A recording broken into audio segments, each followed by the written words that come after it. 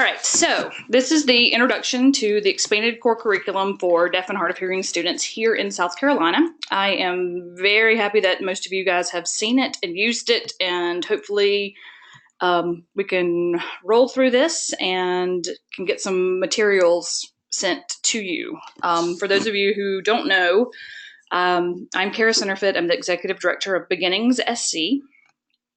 And I taught deaf and hard of hearing students for 20 years, both in the self-contained and itinerant models. I was also the lead teacher for the deaf and hard of hearing program in Richland 1 for several years before leaving to start Beginnings. I also worked part-time during the beginning of Beginnings with Lexington 1 and Lexington 2.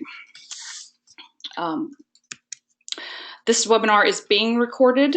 Of course, right now it's only recording me, so you guys can't participate.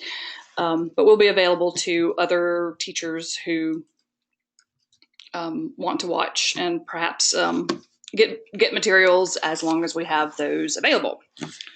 All right, so as it stated, the learning objectives are to identify the purpose of the expanding core curriculum, identify the 8 content areas, and then plan for using the expanding core curriculum for next year.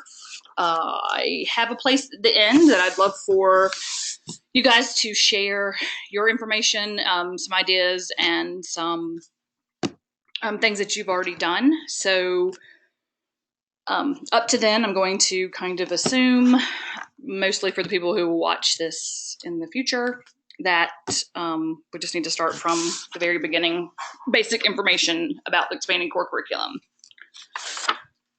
So, expanding core curriculum came to South Carolina out of a 5-year project from PEPNet 2 and the Office of Special Education to build state capacity. And the ideas behind the state capacity for South Carolina was there was lots of information that people didn't know. There's lots of very rich information in other places about teaching deaf and hard of hearing students and some of the objectives and standards that they need to know that are different than your typical core standards. And we needed to identify those for folks in South Carolina so we can start building at least a common ground. So PEPNet is no longer. It's been the National Deaf Center has taken over that grant, but the expanded core curriculum is here. It is not officially adopted by the State Department, but the official word from the Department of Ed is that we presented this at Research to Practice last year. The Deaf and Hard of Hearing Partnership also has a subcommittee who is working on aligning the standards with aligning the South Carolina South Carolina Career and College Ready Standards to the expanded core curriculum, so that it can be integrated into the curriculum, and it will be included on a deaf and hard of hearing resource page if that ever gets created. So that's the official word.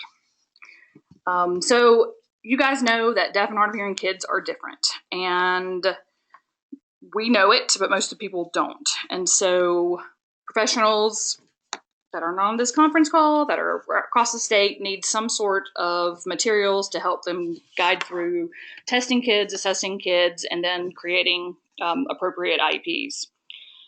So we, as the PEPNet team, got permission from Iowa, and specifically Martha Gunderson, who was the big creator for expanding core curriculum, for us to use it in its form, the way they have it here in South Carolina. So, all right, a pop quiz. You can just answer in your head if you have ever thought about these things when you're talking about students. I wish you would take care of his FM system. She just needs to let me know when her battery dies. His desk, it's always a mess. Where are the prepositions in that sentence? Her parents don't even know what an audiogram is. When he gets upset, watch out. My parents would have grounded me if I sent that kind of text. And those are all things that I have said about people, so I'm sure that you guys, those thoughts have gone through your head as well. We know that 80% of the information that is learned by a student entering kindergarten is acquired incidentally, without much effort. So because hearing impacts that, and often preaching to the choir, that 80% needs to be tracked, and the missing gaps need to be taught to our deaf and hard of hearing students. So deaf and hard of hearing students need the South Carolina College and Career Ready Standards and the expanded core curriculum so that they can fill in that 80% and have them be capable adults and active in the workforce. So I am going to jump to the internet to show you the expanded core curriculum website and talk through the files a little. There are 9 parts to the expanded core curriculum, and the main one is the DHH expanded core curriculum. That's labeled as number 1.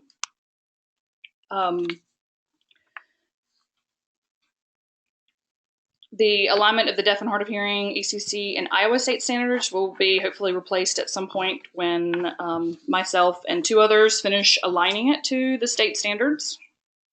There are directions for the IFSP, directions for including on the IEP, and several of the other resource files that we will work with today.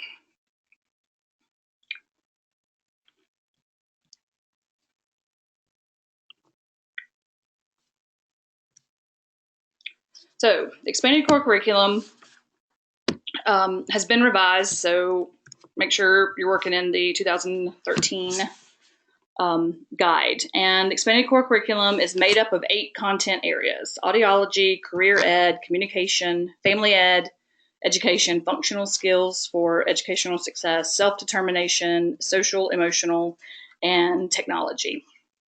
And each of the content areas are further subdivided with skill areas. For example, in audiology, there's understanding hearing loss, amplification management, and environmental management.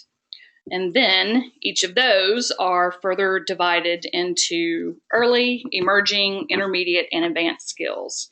And those are called subskills. The early typically is for preschool kids. The emerging is early elementary, intermediate, late elementary and middle school, and then the advanced is for high school. But as you know, you may get a kid who is diagnosed at 12, and they may not be able to do, like what's on the screen, indicate the better ear, if that's applicable, and may not be aware of the needs that someone has with a hearing loss. And so you may have to start with the early.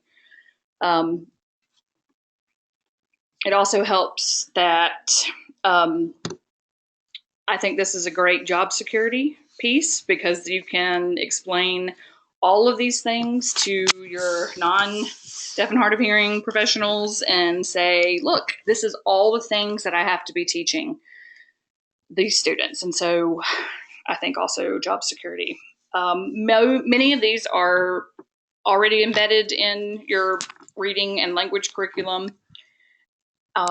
For me, as I was looking at some of those, I looked at, why isn't so-and-so able to take care of their hearing, or even tell me what kind of hearing loss, or that they're different people with different kind of hearing loss. And some of those might be more advanced skills, and they haven't mastered the beginning skills. And so I was expecting them to higher level just because of where they were. So it's a nice task analysis of getting the skill areas met, and also developmental list of appropriate skills.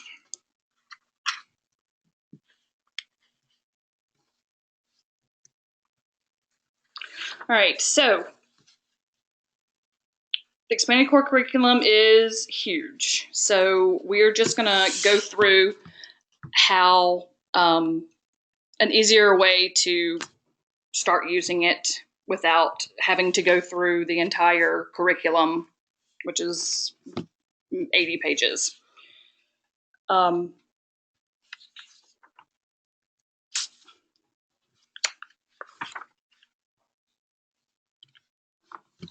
So for the girl where I said she just needs to let me know when her battery died, perhaps that she doesn't understand how her amplification devices help, or she doesn't understand how expensive and valuable they are. Parents don't know what an audiogram is. There's an area for parent education and understanding the hearing loss. Desk is always a mess. Perhaps hasn't even mastered the emerging skills of organizing, maintaining materials. Prepositions, we know that those are always missing, many times missing. But again, this is reinforcement for things that need to be explicitly taught to deaf and hard of hearing children. When he gets upset, watch out, quite possibly has never learned the socially acceptable ways to express emotions. Parents would have grounded me if I sent that text. Great time to teach the correct etiquette for using various devices.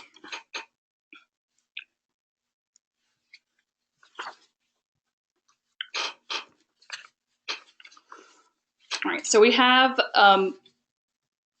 the alignment, some of the documents that are included. We have the alignment of the Iowa Core, and that's what the alignment with the South Carolina standards is going to look like when it's done, but it still is useful.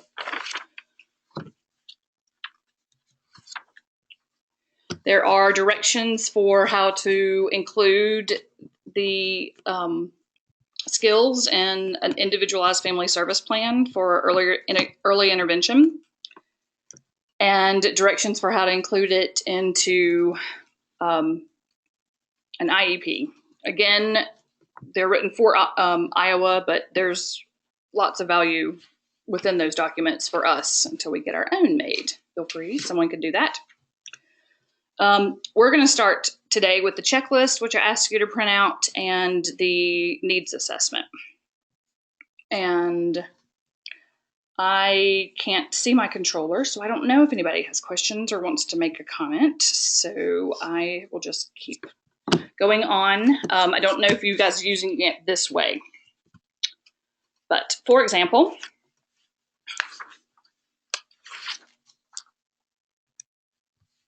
there's more.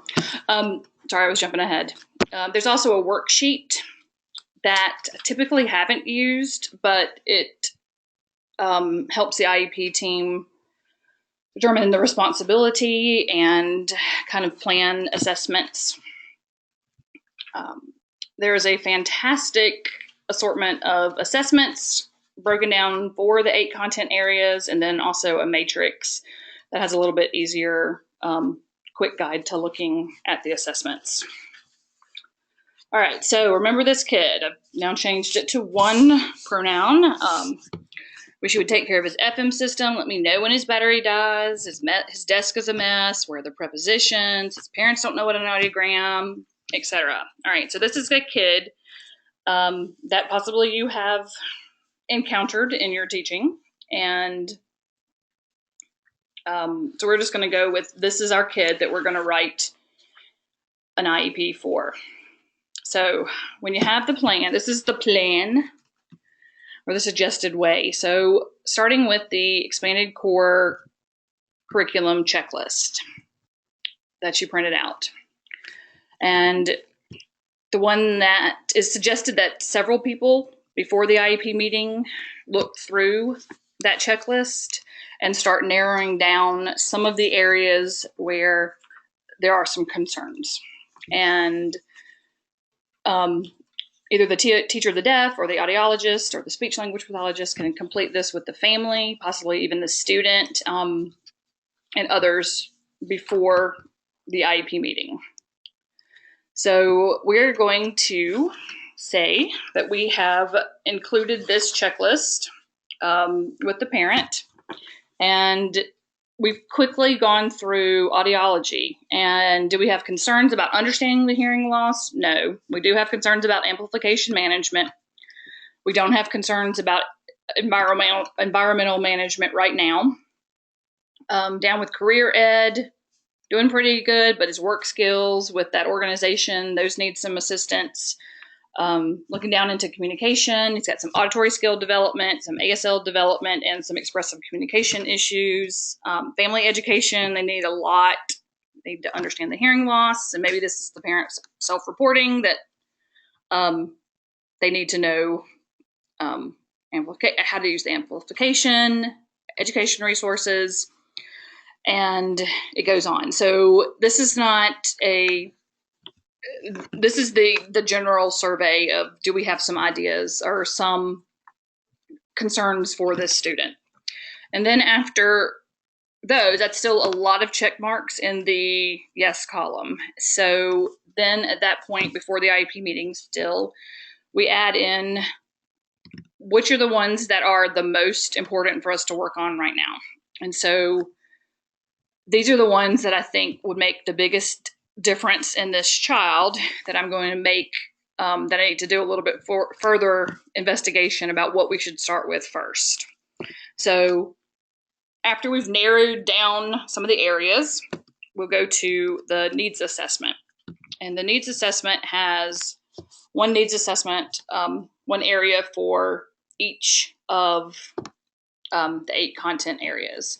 And since on the previous chart, we said that it had amplification management issues. Now we need to figure out what those amplification issues are.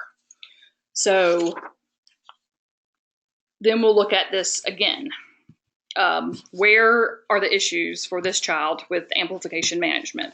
And you see here we have identified that he needs to know the benefit of the amplification, needs to know the appropriate use of that amplification, and then how to take care of that. And so that's what those are the areas that we're gonna do. Also, again, like for career exploration, we really need to organize materials. It's at Messy Desk, and so that might be another part of the IEP.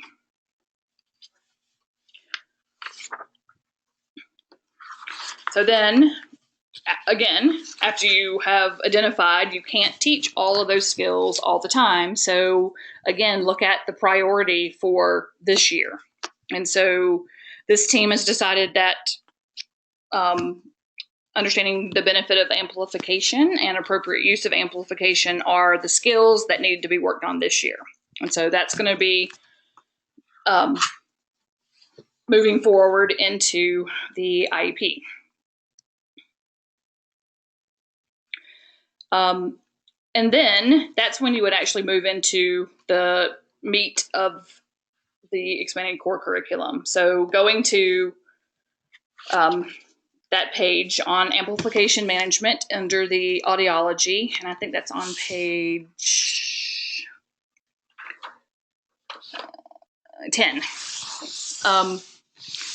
So at that point is where we look at the developmental levels and the scaffolded skills, and where is this child. So he may not even know how to turn it on and off and wear them consistently. So if he's not even wearing them consistently, can he, value turning them on and off or taking care of them? So first we need to make sure that he knows how to turn them on and off and that he wears them consistently. So here you would have, before the IEP meeting, collected some data, and you found out that this child comes in every day and only puts on the hearing aids when the teacher prompts her. And in the afternoon, just changed the he to a she, excuse me. In the afternoon, takes off her aids and leaves them in the case and doesn't turn them off. So I've kept tallies, and 0 out of 5 times she puts them on independently, and 1 out of 5 times she turns that off. So that becomes the present levels. This child is 8, and so we kind of expect her to be taking care of it, but she isn't. So then we had to, move back on the levels of skills until we find out what she can do and what she can't do, to make sure that all the sub skills are taken care of. So if you needed assessments, and on this one we didn't, because we used a tally of her actually coming into the classroom and doing it, you can go to sections 8 and 9 of the expanded core curriculum and look for an assessment that helped with collecting this data, and then possible selections for the IEP. And then we're going to put it in the audiology. It's going to be the subject or hearing. The assessments of data collection, present levels is 0 out of 5 times independently putting on hearing aids, I missed a word, upon arriving at school, and 1 out of 5 times turning hearing aids off at the end of the day. So the goal is by the end of the school year, she'll independently put on hearing aids upon arriving at school 5 out of 5 times, and by the end of the school year, she'll independently turn her hearing aids off by the end of the day 5 out of 5 times. So you can do that for all of the resources and all of the students and all of the skills, but it's easier to follow that path of using the checklist first and then the needs assessment and then going back to that huge, massive, comprehensive ECC and finding the more specific skills. So if you have looked around on the website, you're going way fast. If you looked around at the DHH transition website, it has some information, has some from a study done by Jennifer Coyle, who took a lot of data from a couple different areas and pulled out the information on deaf and hard of hearing students, and they were mostly in the mainstream, and so you can see the predictors of success there. All the documents are listed on the expanded core curriculum, and then there's content areas. At some point I will make this prettier, but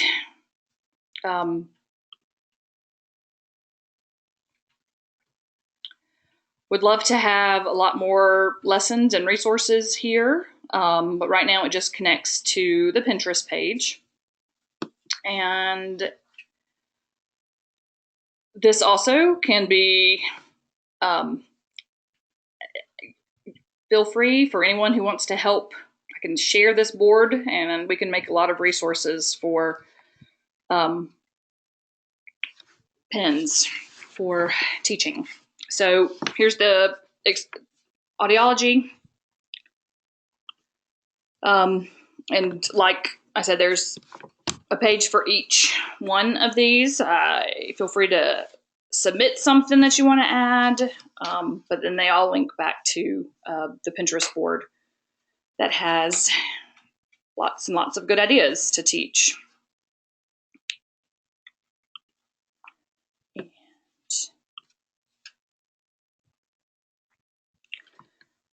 So that is the website and the Pinterest board. That's, you can all follow or join in. And then there's 2 books that you're getting from the expanded core curriculum. Oh, good. Candace says she recently wrote some goals just like I described. Yay. And I maintain that website, so someone can feel free to help me out, because I have to do that in my free time, and that's not a whole lot. So you can help. I still going to try to figure out if I can let you all talk, but I can't.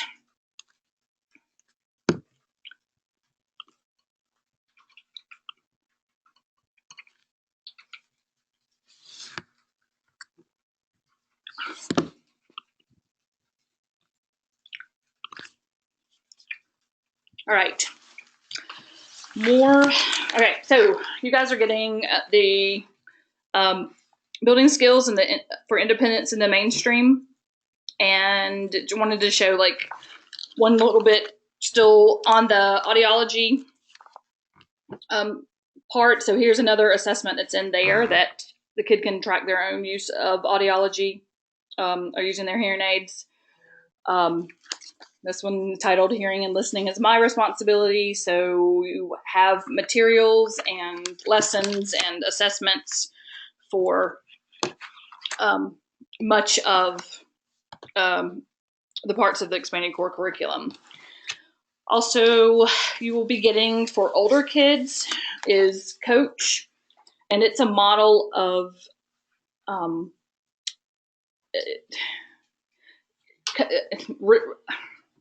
reducing the amount of assistance that you need to give to a kid. So it starts to build up their own independence and self-advocacy, and it uses a lot of real life situations and kind of helping them do problem solving. And so those are the two that we'll be sending, that I'll be mailing to you.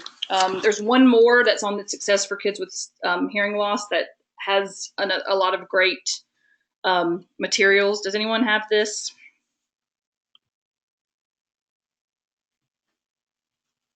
Yes, Aaron, I'm going to change the, fix my grammatical mistakes, and then I will send you the PowerPoint and sort of a post survey.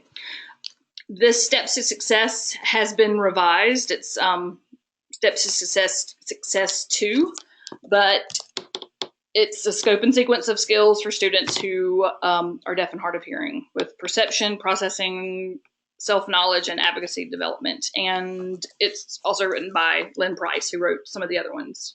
Maybe both of the other ones? One of the other ones. Anyone have these materials and use them?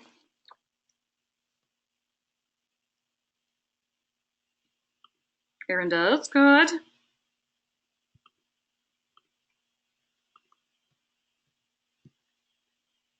Nice. I don't know how much difference the Steps to Success is different.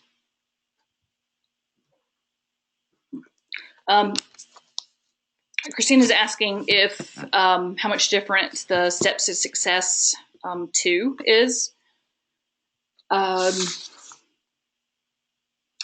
This is what Lynn sent to me last year.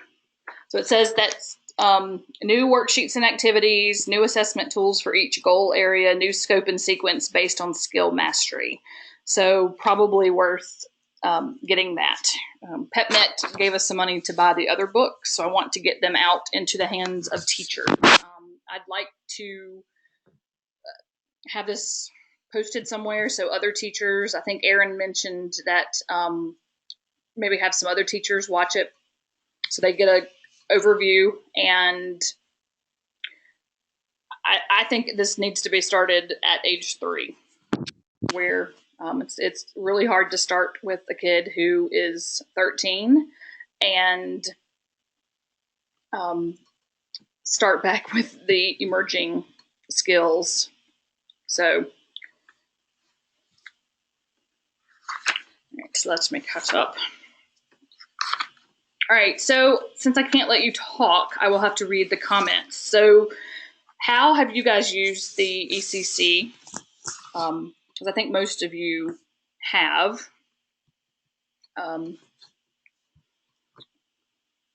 Type your answers.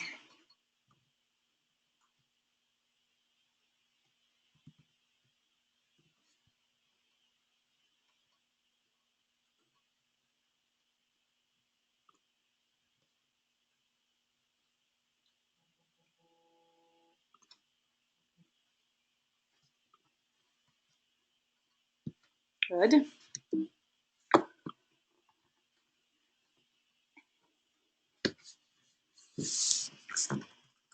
Kara Macaulay says that she hasn't used it yet, but she's looking forward to it.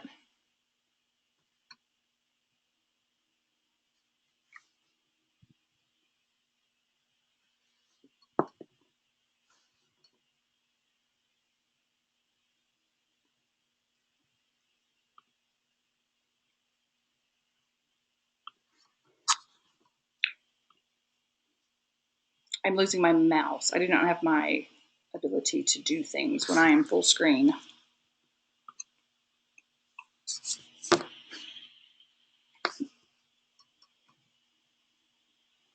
Anybody else? I can't.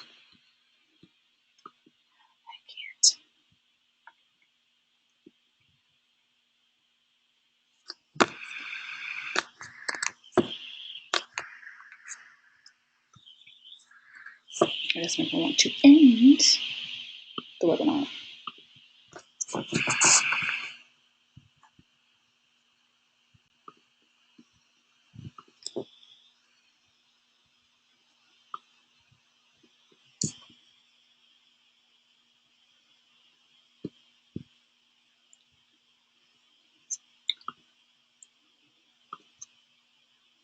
Candace hasn't specifically used the ECC, but she uses the steps to success. She likes to use the scene for younger kids as an inventory of their skills. Anne says that she agrees with Kara about looking forward to using it. Candace also uses the Life R to see how many tools are in their toolbox, and the Teacher Life to see how much they advocate. Success for Kids with Hearing Loss book that Karen Anderson has compiled is many people call it the Bible for teaching teachers of the deaf or teaching kids, and it's pretty amazing. Any ideas about how you can use this for next year?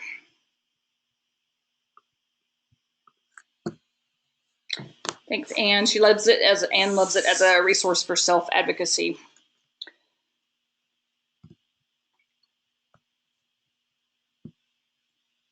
Have you been able to use the expanded core curriculum with really young kids?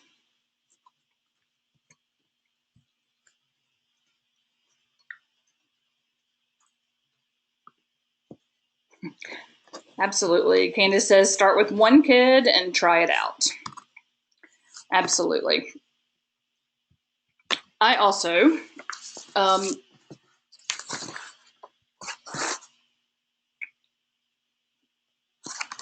to see what you see.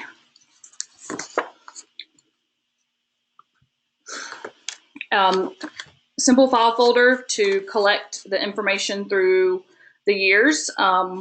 I've stapled the needs assessment on the right side of the folder, that a different color pen, much like we used to have the Brigance. I'm going to twitch because of the Brigance.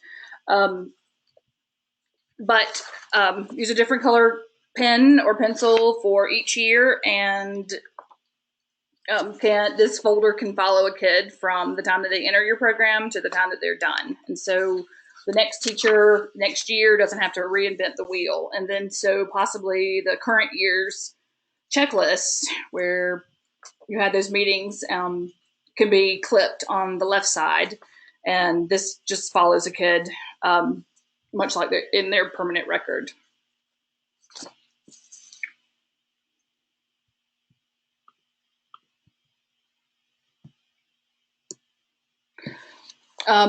Erin's asking if she's curious to see how this will fully align with the South Carolina state standards, and could this drive your SLO? I think so.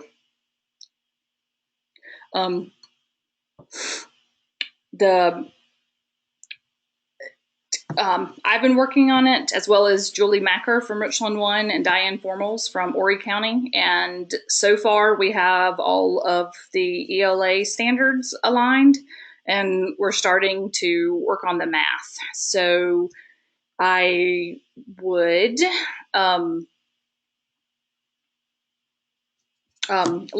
we'll put that on the website as soon as that is done.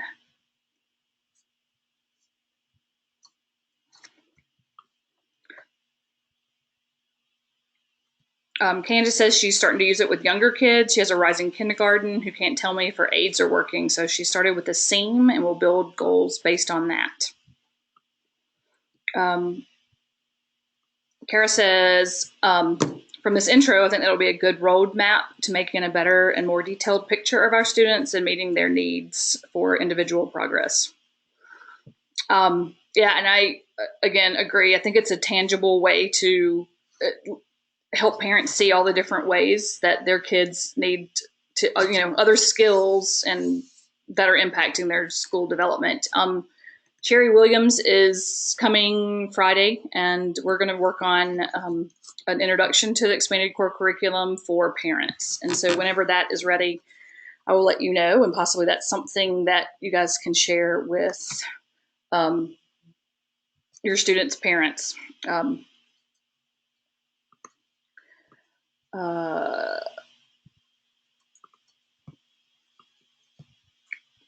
Candace says the alignment will be helpful. She gets pushback from schools because this doesn't help with math and science, and the goals sound more like objectives than annual goals. Yeah.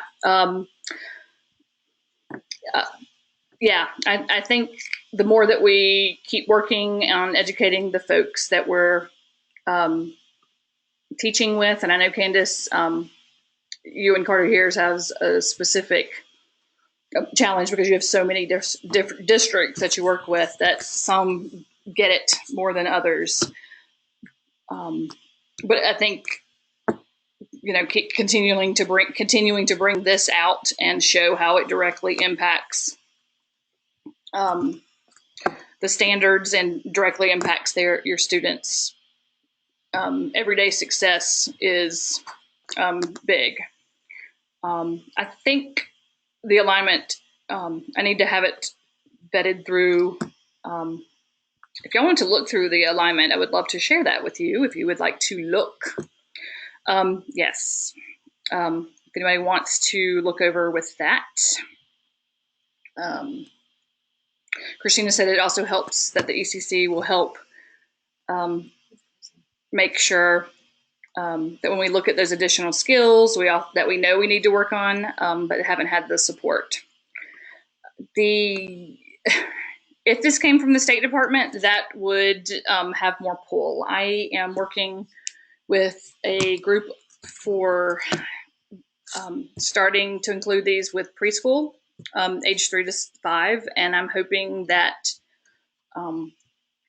I can better impact the State Department about standards for deaf kids, but starting with preschool. So right now, it's not officially from the State Department, but hopefully at some point soon we will get there.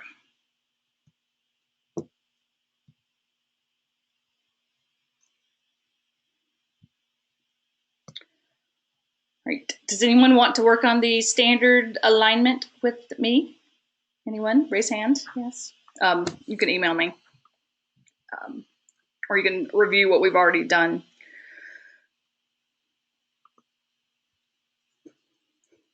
All right. Are there any other questions or comments?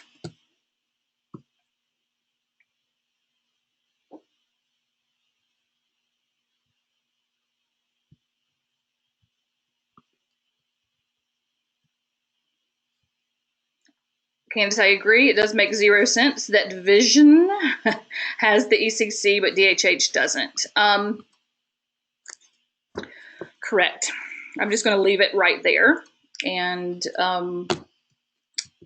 continue to make inroads where we're going. Trying to find the path that will let us have this also as the tool for deaf and hard of hearing kids.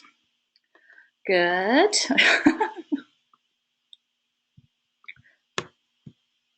Oh, thanks, Erin. Erin's excited. Yeah, if you feel free involve this, use this. You get on the Pinterest board if anybody wants to help pin to these pages, wants to help develop the website. Let me know, because it is just something that I'm doing. All right, Karen, Christina, I'm going to send it to you guys so you can look. I'll probably send you a Google Drive invite because that's where it is right now. And you guys can look at what we've done so far. So, anything else? All right, I'll send out tomorrow just kind of the post-test, which is basically your plan for tomorrow, or plan for next year. So, all right, class is being dismissed early. Thank you guys for sitting through the technical issues, and we'll figure that out before the next webinar. And if there are no more questions, thanks for participating. I'll get these books out to you within the next couple weeks. Bye.